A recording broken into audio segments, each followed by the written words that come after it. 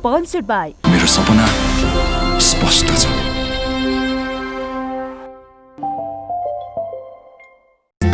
मेरो देश मेरो जगदम्बा सिमेन्ट।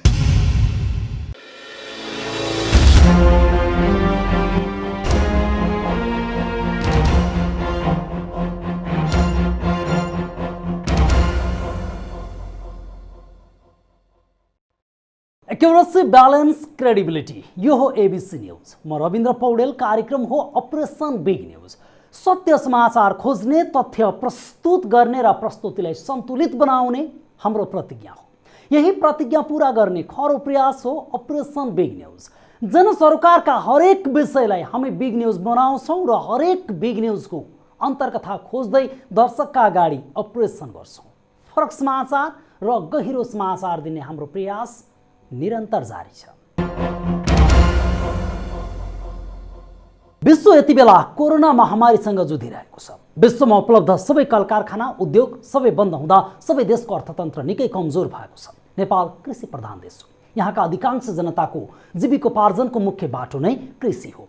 केही दशक यता भने रेमिट्यान्सले नेपालको अर्थतन्त्र धान्दै आएको छ। यो फरक बाटो हुन सक्छ। नेपालका ऊर्जाशील र क्रियाशील युवाको जमात कैयौँ वर्षदेखि आफ्नो जमिनमा बुकी फुलाएर खाडीमा फुल फुलाइरहेछ। कोरोना कहरले मानव जगत मात्रै होइन, विश्व अर्थतन्त्रको मेरुदण्ड नै भाँचिएको छ।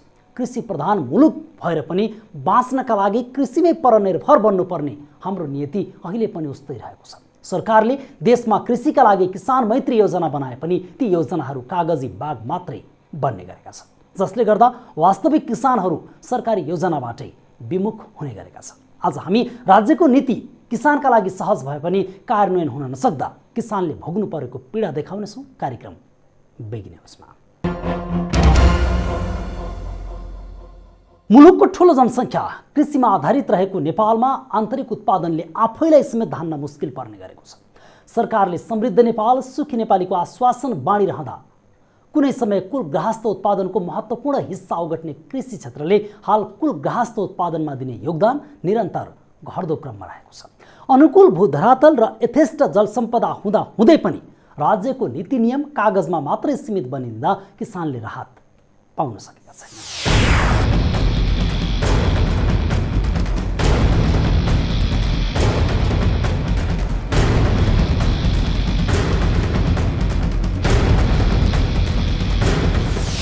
नेपाल कृषि प्रधान देश हो। हाम्रो देशमा कृषिका लागि किसान मैत्री योजना त बनाइन्छ, तर सम्बन्धित किसानसम्म त्यो नीति योजना पुग्न पाउँदैन, जसले गर्दा किसानले उत्पादन गरेको खाद्यान्न, तरकारी लगायतका कृषि उपजहरूले सहज रूपमा बजार पाउन सक्दैनन्। बजार पाइहाले पनि उचित मूल्य पाउन सक्दैनन्। उचित मूल्यकै अभावमा किसान चिन्तित हुनु स्वाभाविक पनि हो। आफ्नो भूमिमा काम गरेर आफैलाई पाल्न पनि किसानलाई मुस्किल पर्ने गरेको छ। कोरोना भाइरस कोभिड-19 को प्रभावलाई नियन्त्रण गर्न सरकारले लकडाउनलाई निरन्तरता दिँदा किसानहरूका तरकारी बारीमै कुहिने अवस्था आएको हो। एक जिल्लाबाट अर्को जिल्लामा अत्यावश्यक सामान ढुवानी गर्न दिने भने पनि स्थानीय प्रशासनले त्यसलाई रोकेका कारण किसानका तरकारी खेतबारीमै कुहिने अवस्था उत्पन्न भएको छ। लकडाउन पूर्व स्थानीय स्तरमा लाग्ने तरकारी बजारमा किसानको तरकारी खपत हुँदै आएको थियो।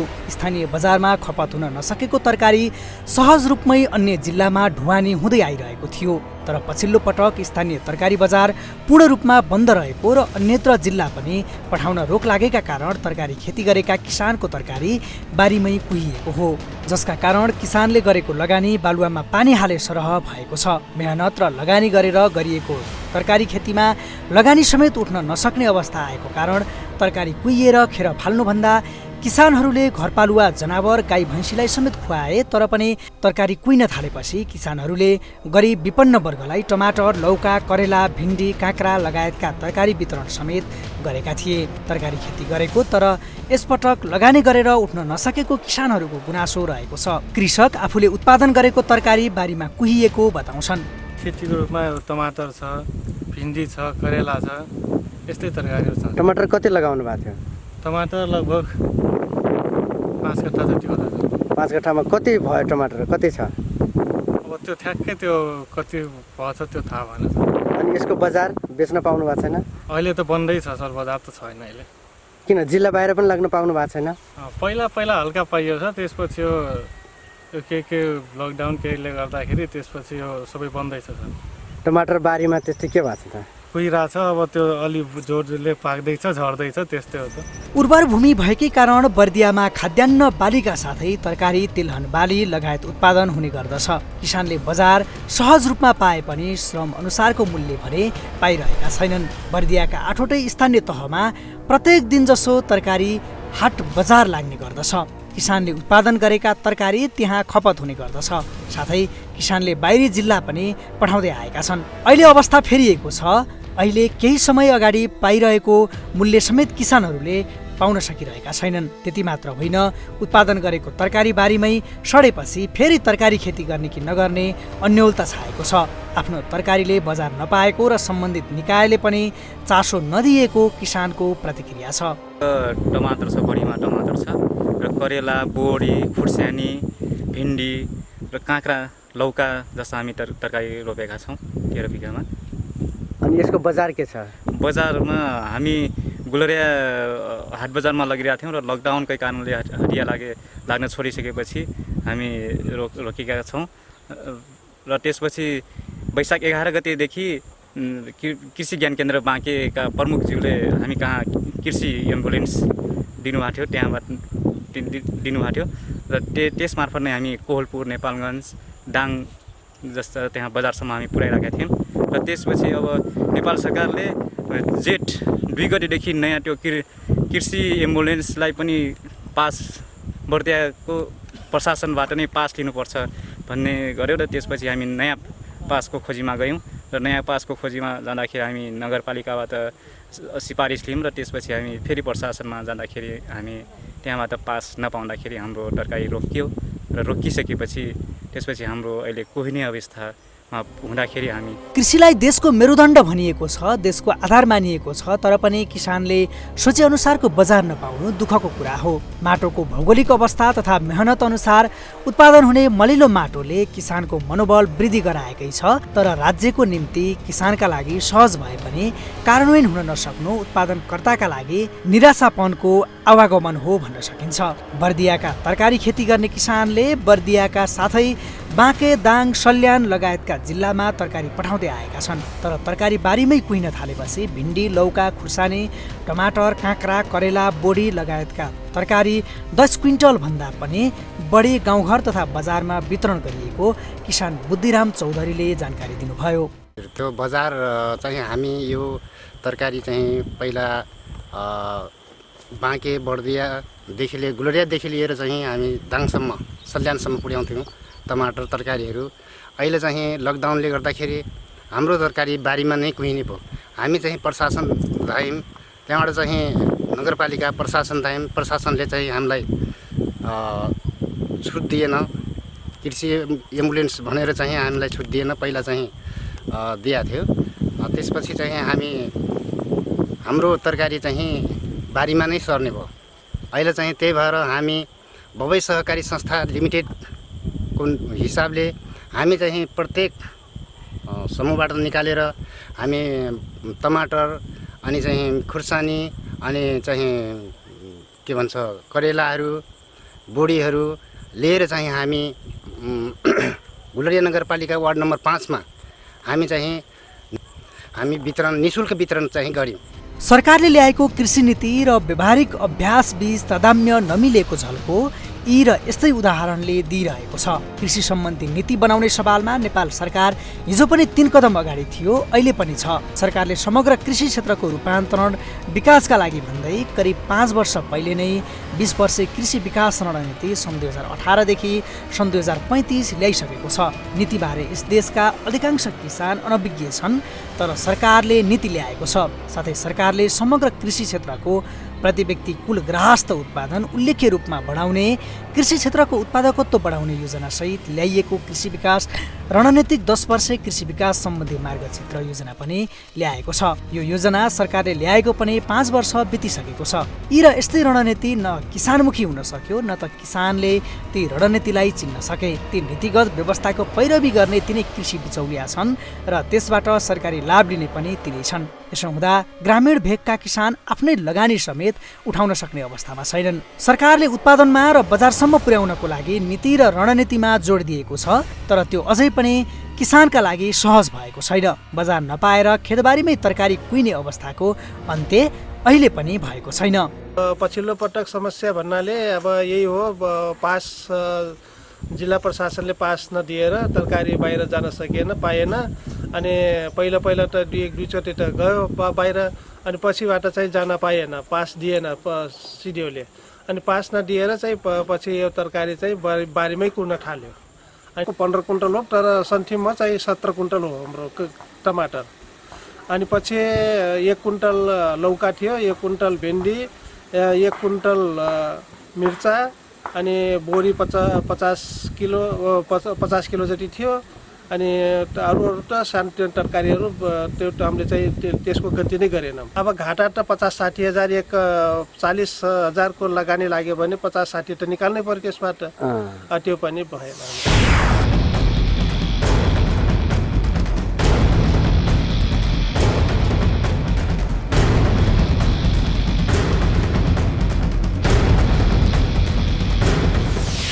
कृषिका लागि सरकारले ल्याएका गतिविधि पनि सहर केन्द्रित मात्र रहेका छन्। ती पनि सुविधा सम्पन्न होटल तथा रिसोर्टहरूमा गोष्ठी, छलफल, कार्यशाला, सेमिनार निरन्तर चलिरहेका छन्। पहिले राजधानी काठमाडौँमा मात्रै सीमित रहने यस्ता गतिविधि अहिले प्रादेशिक राजधानीमा हुने गर्छन्। स्थानीय स्तरमा भने कृषि अभिमुखीकरण कार्यक्रममै सीमित बनेको छ। तसर्थ किसानका लागि किसान मैत्री रणनीति सरकारले बनाए पनि त्यो किसानको पहुँचमा पुग्न सकेको छैन। थप विश्लेषण गर्नेछौँ केही बेरको ब्रेकपछि। सरकारले बनाएको नीति रणनीति सम्बन्धित कृषि कार्यालय मार्फत किसान समक्ष पुग्नुपर्ने हो, तर त्यो बीचमै हराउने गरेको छ। बारीमा भएको तरकारीले बजारसम्म पुग्न पाएको छैन, पुगे पनि उचित मूल्य पाउन सकेको छैन। तरकारी लगाउने समयदेखि नै व्यापारी बारीमै पुगेर लगानी गरिदिएका कारण किसानले मूल्य तोक्न पनि पाउँदैनन्, जसले गर्दा उत्पादक किसान वर्षेनी आफूले उत्पादन गरेको तरकारीको उचित मूल्य पाउनबाट वञ्चित हुँदै आएका छन्।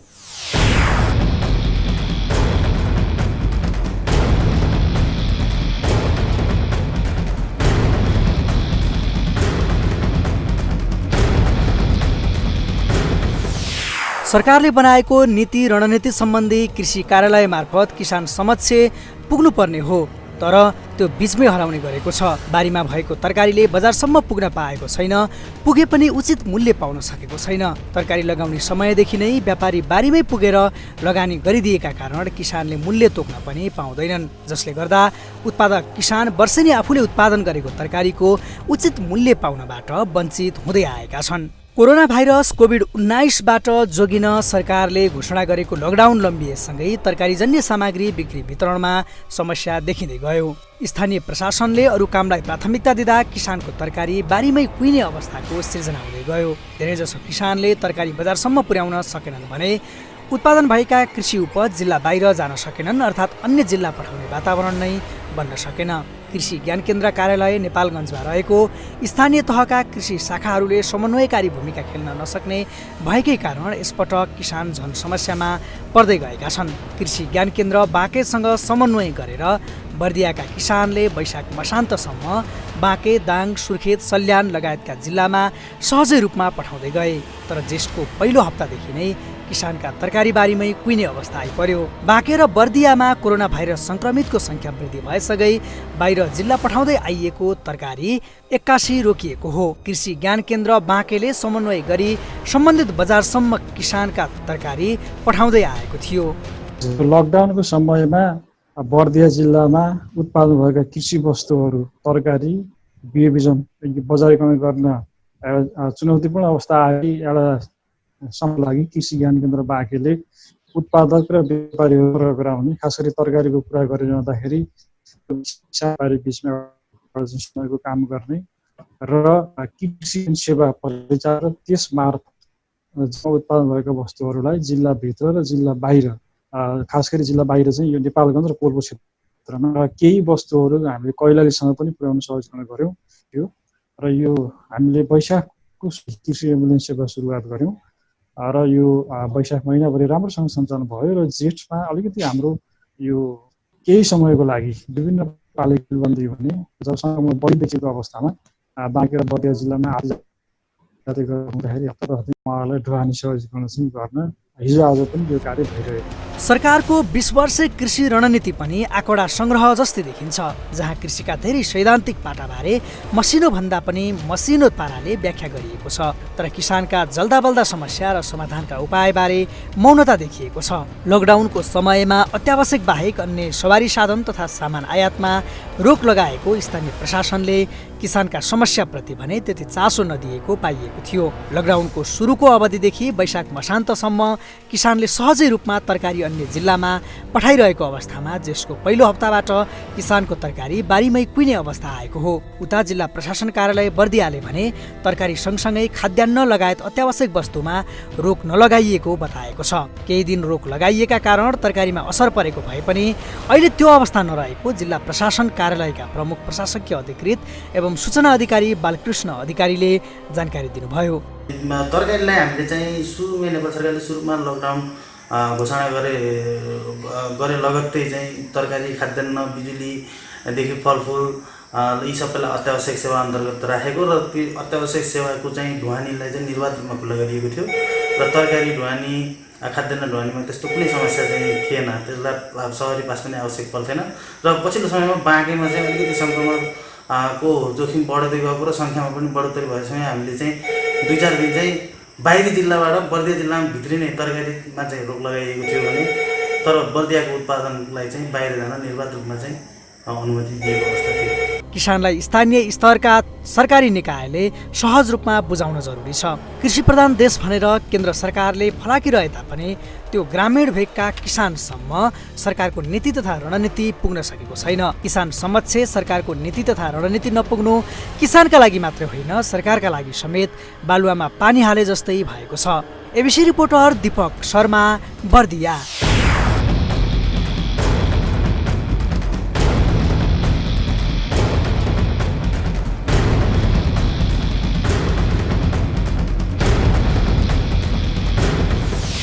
प्राथमिकतामा व्यावहारिक रूपले नपरेको कृषिलाई विगतदेखि अँगालेर बस्नु कृषकका लागि कुनै फलामको चिउरा चपाउनु भन्दा कम छैन।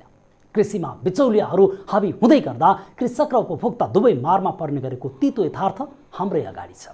कृषकहरूले बिउ बिजन, मल, बजारीकरणको अभाव जस्ता विविध समस्याहरूसँग झेल्दै कृषि कर्म अगाडि बढाउनु पर्ने बाध्यता रहेको छ।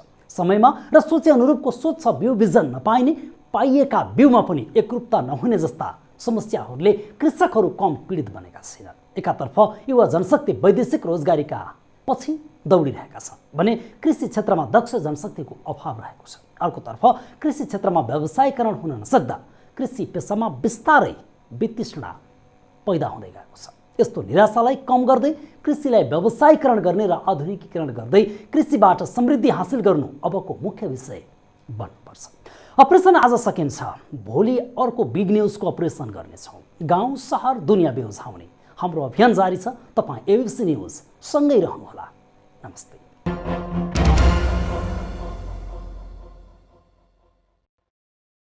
Sponsored by मेरो सपना स्पष्ट छ।